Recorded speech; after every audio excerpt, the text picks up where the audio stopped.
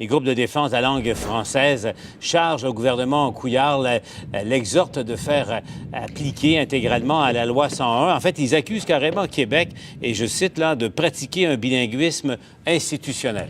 Oui, Paul, en fait, il s'agit des partenaires pour un Québec français. Vous savez, c'est un groupe composé, entre autres, de la Société Saint-Jean-Baptiste, Parti québécois, Bloc québécois, Québec solidaire, des syndicats aussi. Alors aujourd'hui, donc, ils ont invité la population à signer une pétition en ligne. Alors, on peut voir peut-être, donc, oh non, on ne le voit pas en ce moment, mais en tout cas, le nom de la pétition, c'est languefrançaise.québec. Alors, ce que les partenaires disent essentiellement, c'est que la loi 104, qui a été adoptée à l'unanimité à l'Assemblée nationale il y a 15 ans, stipule que toutes les communications officielles entre le gouvernement et les sociétés morales, c'est-à-dire les compagnies, doivent se faire en français exclusivement, uniquement en français. Et ce qu'on constate sur le terrain, c'est qu'il semble qu'il y a un glissement de plus en plus vers l'anglais, donc des fonctionnaires qui, peut-être pour répondre aux attentes de certains clients, pour aller plus vite, passent à l'anglais plutôt que de continuer à utiliser uniquement la langue française.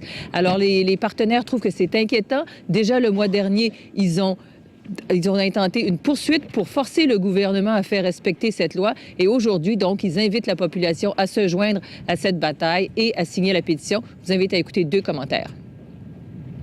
C'est un enjeu de société majeur.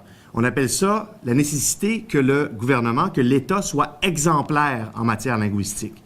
Alors, cette exemplarité, malheureusement, on ne la trouve pas.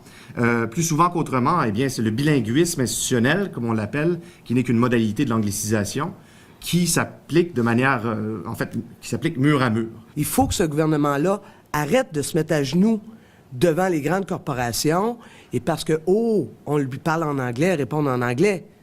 Non. Au Québec, c'est le français. La loi 104 nous le dit dans son article 1.